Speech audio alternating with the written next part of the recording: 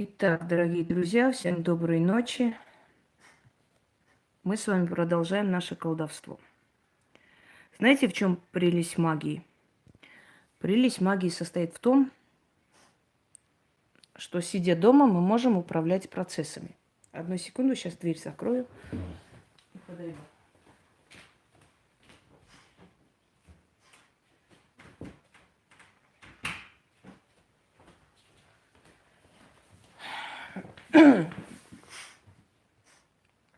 Дорогие друзья, с каждым днем... дверь открыли. Вы увидели? Дверь открыли. Здесь вот никого нет, кроме меня. Вот. Открылась дверь. Еще раз закрываю. Ну, никогда дверь так не делала. Первый раз. Ну, ладно. Это уже не первый раз просто. И в туалет дверь тоже открывается иногда сам по себе. Ну, что ты там, не стесняйся, заходи. Так вот, дорогие друзья, мы каждый день становимся свидетелями принятия новых и новых бесчеловечных законов. Людей арестовывают просто за мысли, за инакомыслие, за свободу мысли. То есть мы не имеем права даже думать. Мы уже преступники, рецидивисты и так далее. И самое страшное, что большинство людей думает, что таким образом их жизни от чего-то спасают.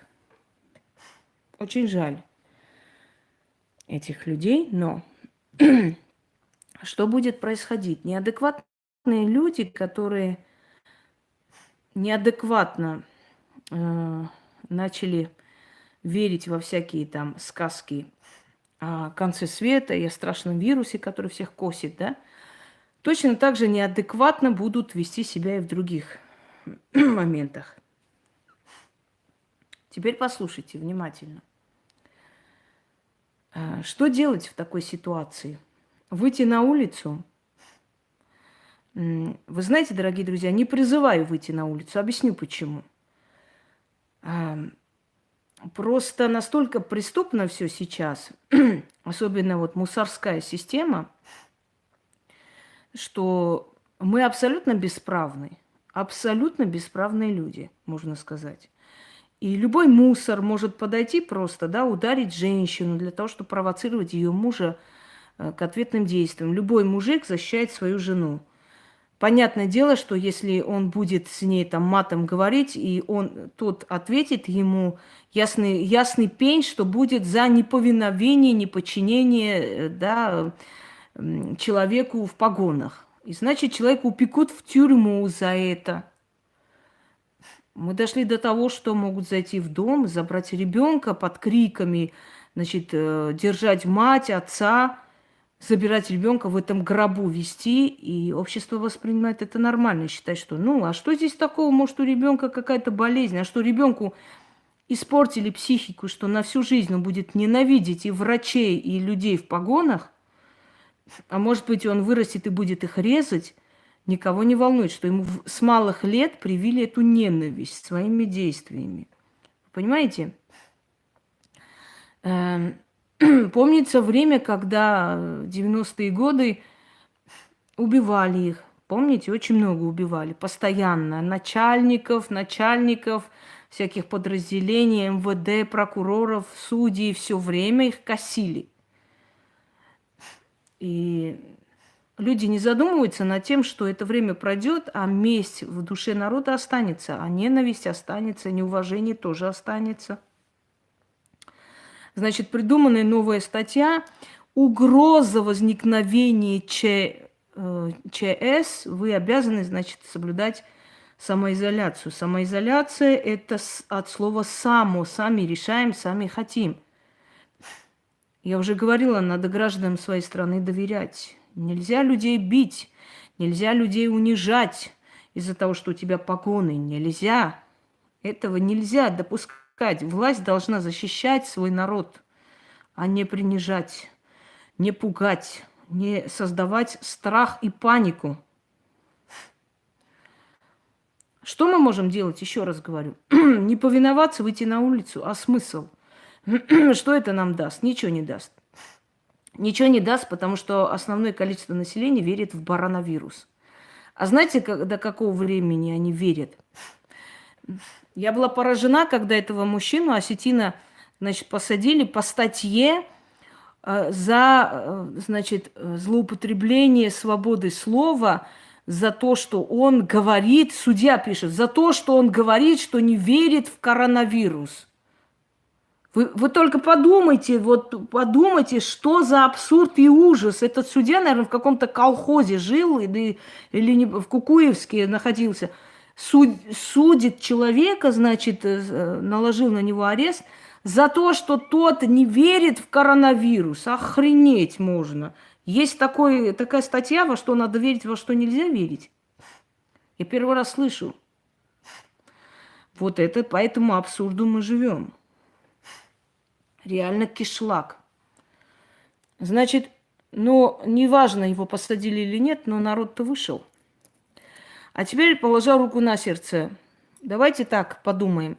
Что более эффективно, сидеть колдовать и просить у сил? Или бесполезно выйти под палки, под дубинки мусоров? Вот что самое эффективное? Я вам скажу, что самое эффективное. Колдовать. Призывать эти силы. Дорогие друзья, мы с вами сейчас можем, вот получили замечательную возможность испробовать свои силы и понять, насколько силы мироздания сильны всех обстоятельств, всяких прокуроров, судей и прочее.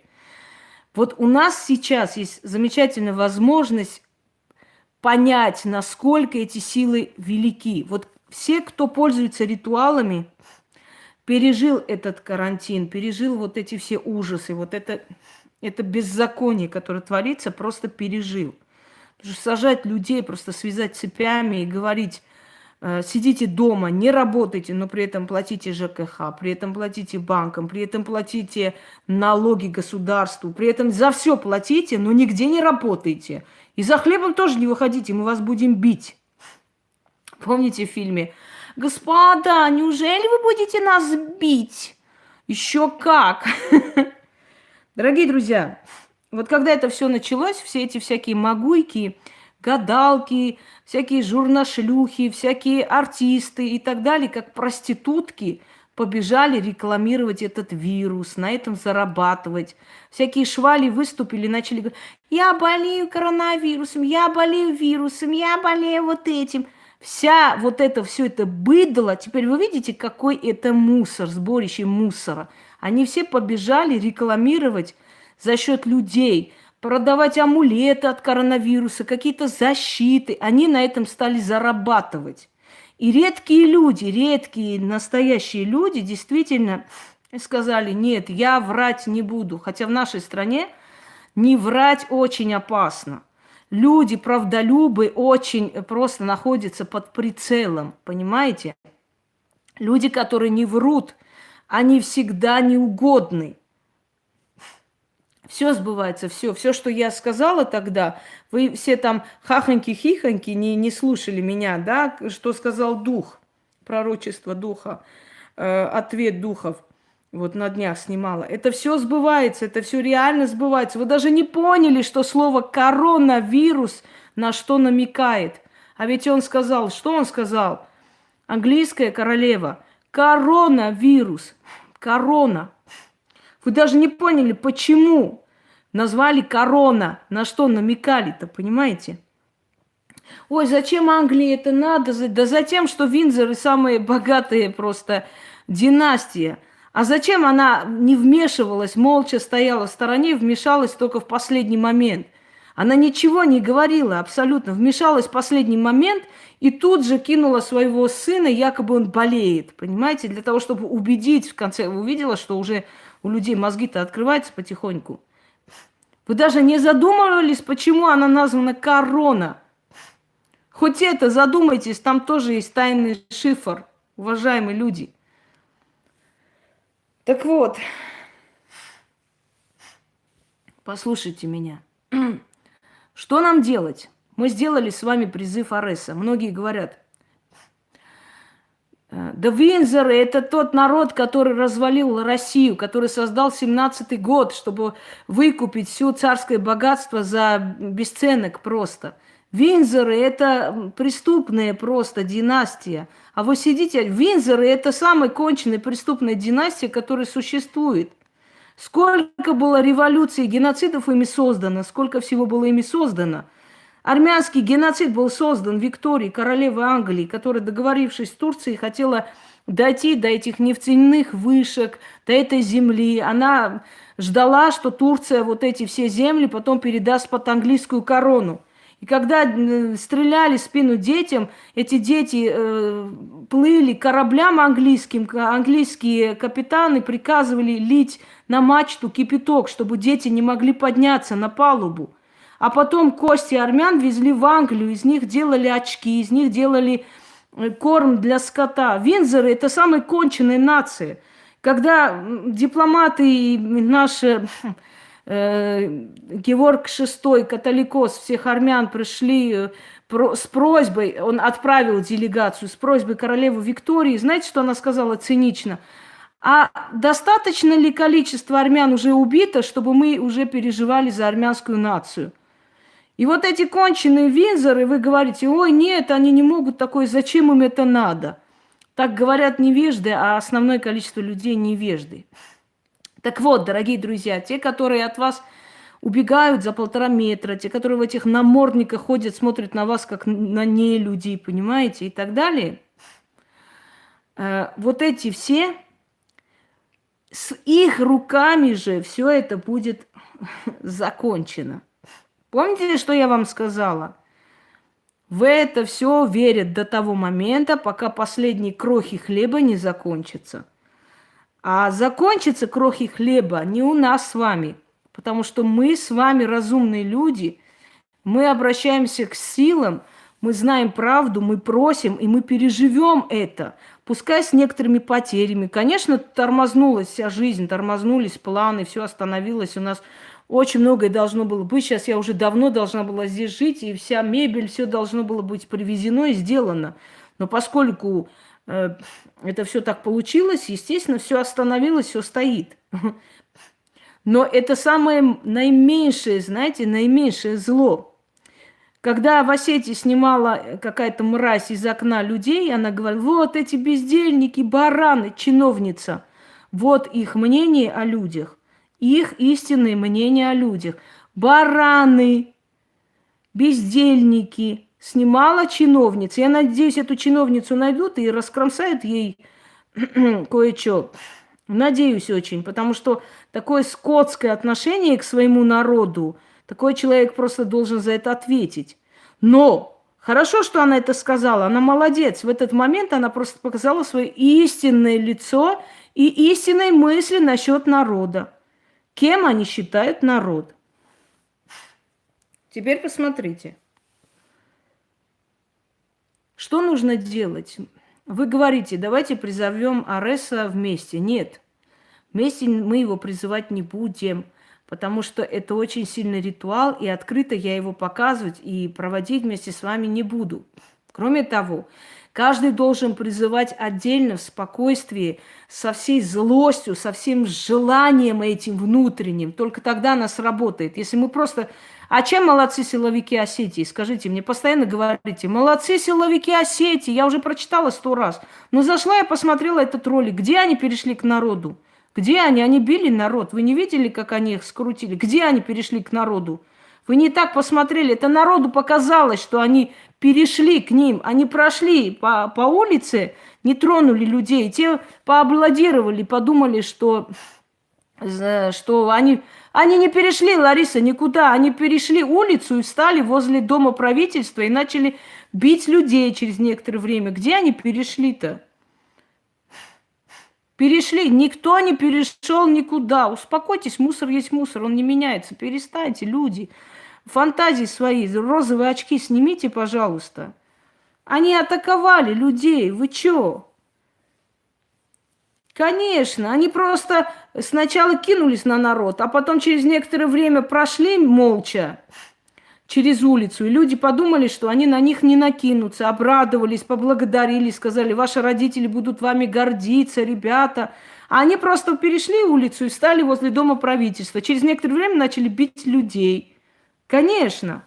Ага, молодцы они, конечно, молодцы. Иллюзиями не питайтесь, там нету людей, там люди не работают. Кто там работает, там уже забывают о человечности. О чем вы? Там нет людей. И не было никогда. Забудьте об этом. Там ущербные, кого в школе били, кого унижали, они бегут туда мстить за свое детство. О чем вы? Пошла нахер, Нина. Или Инна. Или как там тебя? Ты что, личную гадалку нашла, что ли, овца? Теперь послушайте меня. Дорогие друзья, мы начали призывать Ареса, и давайте честно скажем, сдвиг пошел. Ареса призывайте дальше. Вот до последнего. Месяц надо, месяц делайте, сколько угодно, пожалуйста. И не слушайте никого. Очень опасно призывать дух войны, опасно призывать или опасно призывать бога войны. Очень опасно быть баранами. Вот это очень опасно. А призывать дух войны очень нужно сейчас. И вы знаете почему. Так вот, все время блогеры говорят, и в конце все спрашивают, ну что делать тогда, что вы предлагаете?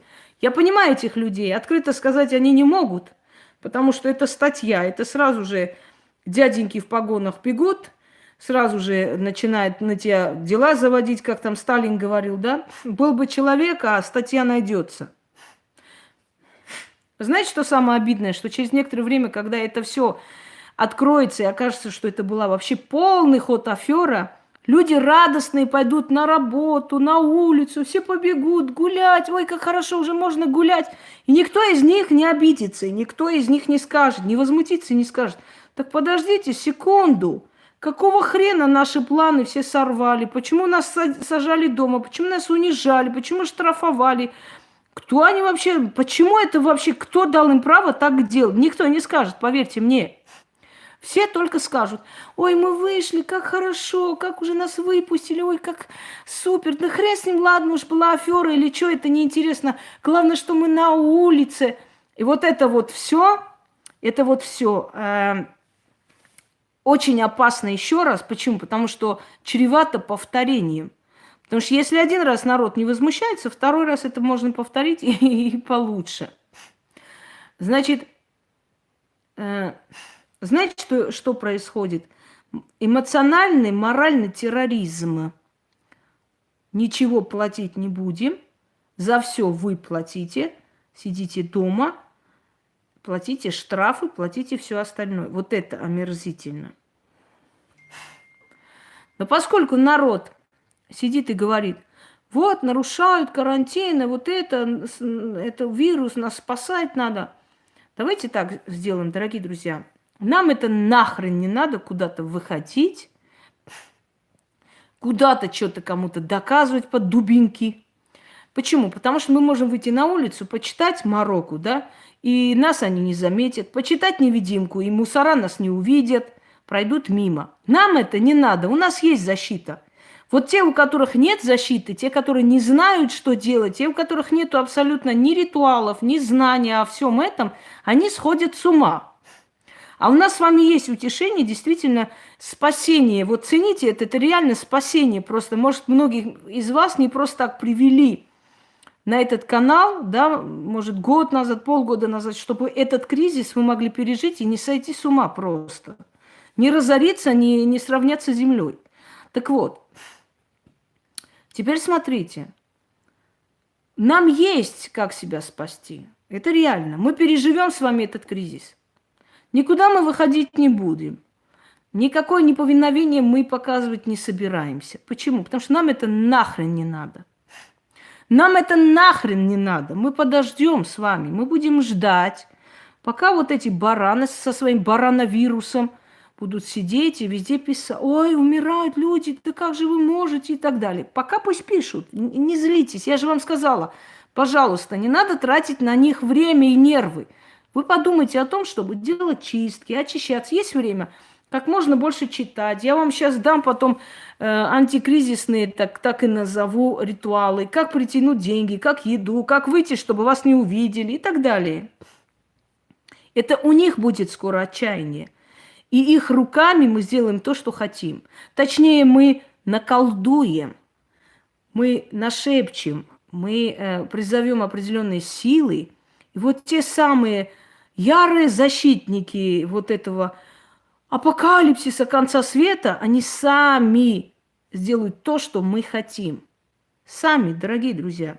Нам незачем подставлять свои почки под дубинки, потому что мы станем инвалидами, нам никто это не компенсирует, никто никого не посадит, никого не найдут. Вы знаете прекрасно, какой беспредел сейчас у людей в погонах. Они могут делать, что хотят. И ни за что не отвечают. Ни за что. Я единственное хочу вам сказать. Помните, я вам говорила про одного человека, который в ГАИ работает, и мать там с гордостью заявляла, что ой, сынок там посидел, покушал туда-сюда, потом там этот мужик не хотел пить, он его уговорил, мол, никого не будет, не переживай. И потом, значит, заявил, и этого человека задержали. Да. Так вот, знаете, что у него нашли? У него нашли эпилепсию. Еще куча проблем, и его увольняют из органов. А вы знаете, что если гаишник ушел из органов, то трындец, он больше ничего не умеет делать. Он кроме подлости, кроме взяток, кроме вот этой шакалей жизни-то ничем заняться не может. Допрыгался гаишник, допрыгался. Она сегодня сказала, говорит, у них такой трындец. Мало того, у его отца тромб сорвался, он чуть не сдох. У мамы подозревает онкологию. Короче, они сейчас просто в полной безысходности, в нищете. Знаете, подлые люди всегда думают, что вот вы все дураки, не умеете жить. Реально, я вам говорю, у подлых людей нету понятия, что там хорошо или плохо, понимаете? Подлые люди, они всегда думают так. Вот я умею жить, да, я такой молодец, я вот подумала, а они не додумывались до этого. И считают, что все идиоты, а он такой умный. Но через некоторое время вот так получается, что вот это все, это не бумеранг, не что-то такое, это вселенская справедливость называется, понимаете? И вот теперь вот эти шустрые, хорошо зарабатывающие люди, подставляющие людей, радующиеся, что у них такой шустрый сыночек, сидят просто полностью в дерьме, всей семьей. А в дерьме, без средств к существованию, трындец пришел. Вот это к чему я говорю? Я говорю к тем людям, которые во власти сидят. Я знаю, что меня смотрят такие люди. Я не говорю, что они там все дерьмо. Там есть хорошие люди, они тоже устают от этой системы. Реально есть хорошие люди. Иногда спросишь, они говорят, ну просто вот безысходность. Вот не знаешь, уволиться, уйти, куда уйти, что делать. Так надоело уже, так уже остахерело это все. Как же мы устали. Иногда люди перед митингами увольняются, чтобы не выйти, не бить народ. Знаете такое? Реально я им говорю. Перед митингами иногда люди просто берут, увольняются. Потому что понимают, ну не могу я уже в этом дерьме, уже у меня сил нет. Есть такой грузинский фильм, называется «Хареба и Гогия». Посмотрите как-нибудь. Это старый фильм, замечательно снятый фильм на, значит, реальной основе. И вот эти актеры подобраны настолько похожие на своих настоящих героев, они стали обреками, ушли в горы. Так вот, он был смотрящий, он был как бы смотрящий у князя. Он был казенный человек, но он так устал от этого всего, и он сказал своему брату: «Симон, я больше не могу этих несчастных доводить. У меня больше сил нету смотреть на их стенания и слезы». И он ушел в лес. Конечно, через некоторое время государство его объявило преступником, убили, они погибли. Причем их убили подлым образом. Отравили хлеб и вино. И когда им уже стало плохо, начал их шатать, значит, они напали, окружили и убили их всех. Вот таким вот мерзким образом. И тогда была такая мерзкая традиция фотографировать с убитыми преступниками, как они считали, государственными преступниками. Если вы откроете старые вот эти записи, старые фотографии, увидите, сколько таких фотографий того времени. Казаки фотографировались, когда убивали там чеченских абреков. там, ну, другие, в общем, вот структуры, царские люди, они фотографировались потом с убитыми, ими же убитыми, то есть они как добычу это фотографировали, фиксировали, и можете как-нибудь, да, с Зелимханом они фотографировались, когда э, убили этого человека. Причем привели всю его семью, жену, детей, там рядом поставили. И, значит, его убитого. Представляете, что чувствовали эти люди? Сестра, жена, все они там стоят вместе с этими людьми власти и со всеми. Ну, знаете, мы недалеко ушли. Если сейчас посмотреть на сегодняшний Кавказ, мы недалеко ушли, реально, недалеко. Сейчас единственная разница, наверное, эти фотографии просто открыто не показывают. Но мы реально недалеко ушли от этого всего. И до сих пор вот это вот унижение семьи, унижение жен, матерей, это все вот по сей день почему-то вот эта традиция очень сохраняется. Так вот, дорогие друзья, причем дочери Зелимхана, вот, они рассказывали, они очень образованные дети. Они говорили, что их когда сослали, была русская учительница, которая их научила русскому языку, грамоте. И они очень с большой теплотой отзывались об этой женщине. И когда они узнали, что вот она учила дочерей Зелимхана, говорит, ее забрали, и мы с тех пор о ней ничего не знаем. То есть люди-то нормально относились друг к другу, люди не имели между собой, знаете, такой кровной мести или каких-то личных счетов. Это все делалось через третьих людей. Так вот, дорогие друзья,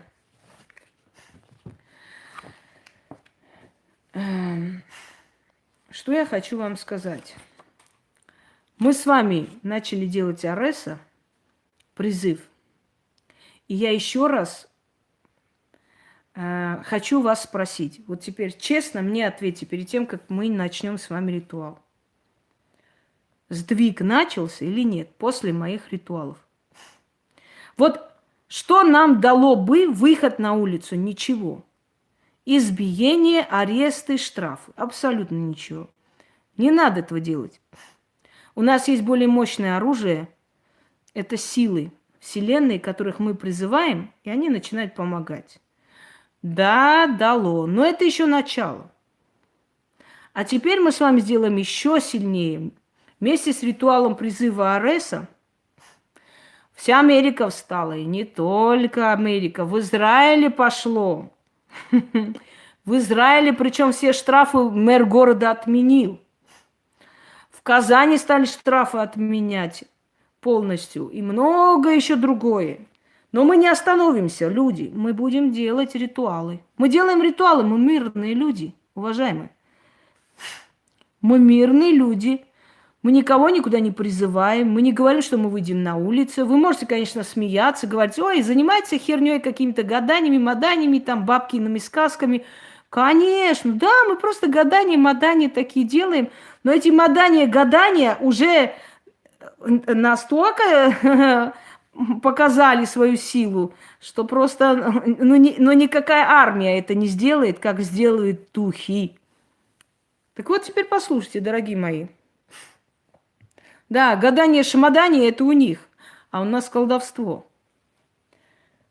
Дорогие друзья, если кто-то читал когда-нибудь «Аргонавты», когда Медея дает Ясону клыки дракона и говорит, это марсовые семена или семена Марса.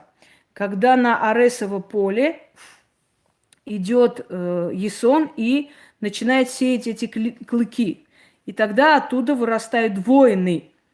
И Медея научила его, что нужно бросить камень, и тогда воины начнут между собой драться.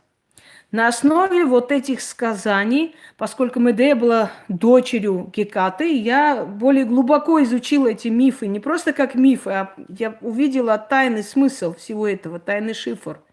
Я создала для практиков семена раздора. Я эти семена раздора, когда делаю, все те, которые на меня гавкают, да, между собой начинают драться. Мы сейчас с вами сделаем другой ритуал. Мы призовем с вами не просто бога Ареса, данный момент его два имени будем называть, и на римский лад, и на греческий, Арес и Марс. Вот смотрите. Мы призовем войско Аресова, невидимое войско. И это невидимое войско сделает такое, что доселе еще никто не делал. Берете водку, вино, коньяк, что хотите, любой горячительный напиток. Любые свечи сейчас можно, вообще желательно черные, но если нету, любые берите свечи. Свечей нет, можно без свечей, но желательно со свечами. Далее. Пшено или мак, или другую крупу. Можно и гречку, если вы понакупили этой гречки, дома валяется. Любой злак. Взяли каждый день призыв Ареса, а потом читайте на вот это и высыпаете из окна ночью. Высыпайте из окна. Если у вас, например, крыша дома, постарайтесь, чтобы высыпать с того окна, где нету крыши, чтобы она упала на землю. Дорогие друзья, мы с вами будем сеять войну на земле. Очень сильную войну будем сеять своим колдовством. Вот те трындеболки, которые вот от коронавируса защиту, амулеты, помогаем, там 2 мышей поставила, за весь мир помолилась, дура. А кто-нибудь, а теперь откройте год палач 2020, мое предсказание, а теперь откройте 2020 предсказание ведьминой изба и посмотрите очень внимательно и досконально, как все это происходит друг за другом. Вот эти трындеболки, которые сидят, они ни хера из себя не представляют. А мы с вами, вместе со мной, будем менять историю, дорогие друзья. И самое омерзительное, знаете, в чем? Что вот эти вот предсказания, мало того, что они сбываются, мало того, что они их крадут, представляете, как не столько много людей, как должно было быть, об этом знают. Когда люди это смотрят, они в шоке. А ведь все сбывается. Блин, никто никогда не говорил так подробно. Никто. Ничего страшного, всему свое время. Придет время, и люди это все будут переворачивать, читать, вспоминать. Вот тогда они охренеют. Кто с ними рядом жил когда-то, понимаете? Но потом, не сейчас. Люди склонны обожествлять умерших, но когда человек жив, его не видят, не замечают. Нет, конечно, видят, но хотелось бы, чтобы больше народу были разумны. Смотрите, 6 раз читаем над семенами. Сначала читайте Аресу. Если налили уже горячительный напиток, также оставляйте на алтаре и читайте на семена. И эти семена сыпите просто. Дорогие друзья, такое начнется. Вы только наблюдайте, просто наблюдайте. И вы увидите, вот смотрите, я вас объясню, очень элементарно и на простом языке. Когда я останавливала дождь, помните? Когда я показывала, как остановить, пошла вон дура. Когда я показывала, как остановить бурю. И вы воочию увидели, как это остановилось, да? Вы увидели физическое проявление магии. А сейчас я вам покажу духовное проявление. Вот точно так же сбывается и получается все, что делают в магии, просто это уже вы не видите. Это уже на уровне духовном. Вы видите уже результаты, понимаете? Вот заговариваете грыжу, да, вы не видите, как эта грыжа уходит. Но вы на следующий день, когда ребенок просыпается без грыжи, вы видите результат. Все, его нету. Вот о чем я говорю.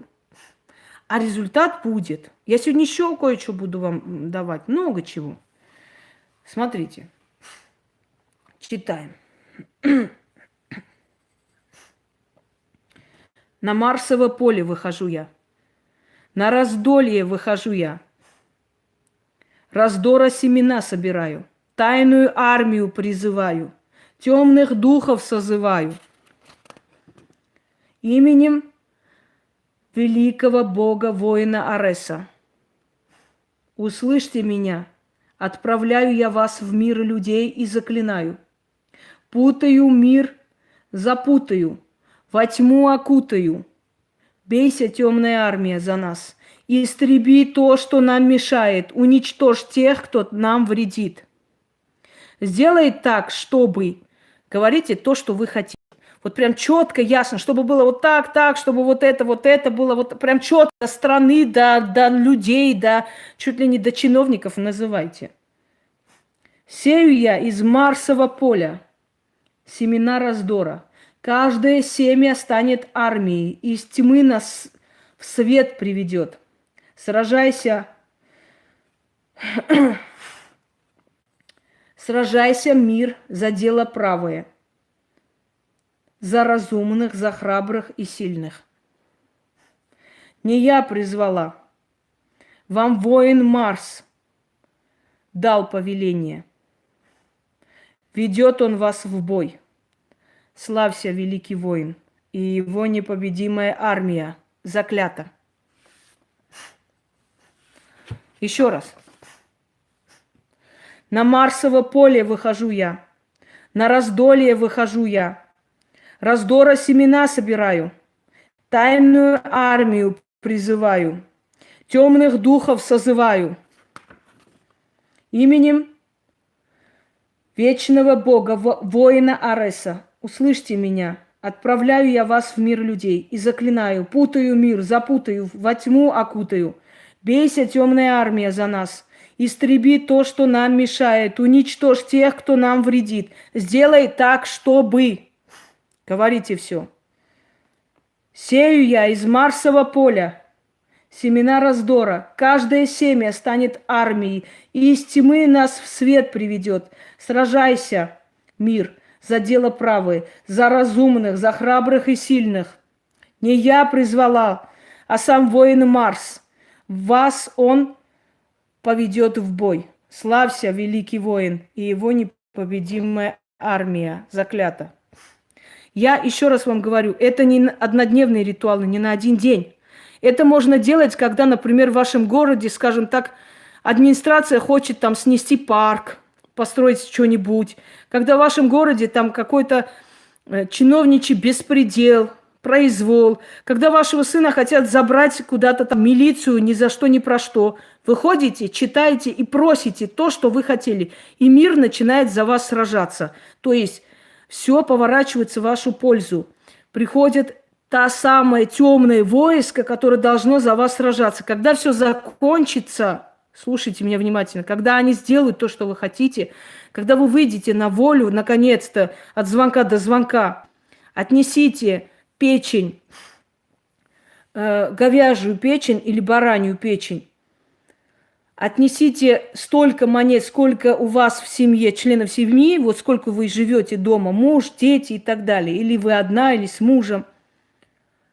И водку или коньяк, или вино. Откройте немножко плесницы, оставьте под деревом вместе с откупом. И благодарите Марса своими словами и уходите. Не сейчас, когда все это получится. Еще раз читаю.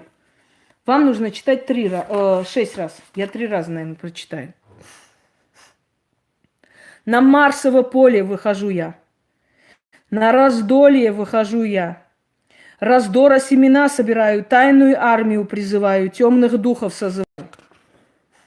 Именем вечного бога воина Ареса, услышьте меня, отправляю я вас в мир людей и заклинаю, путаю мир, запутаю, во тьму окутаю, бейся, темная армия, за нас, истреби то, что нам мешает, уничтожь тех, кто нам вредит, сделай так, чтобы, говорите, сею я из Марсового поля семена раздора, каждое семя станет армией, из тьмы нас в свет приведет. Сражайся, мир, за дело правое, за разумных, за храбрых и сильных.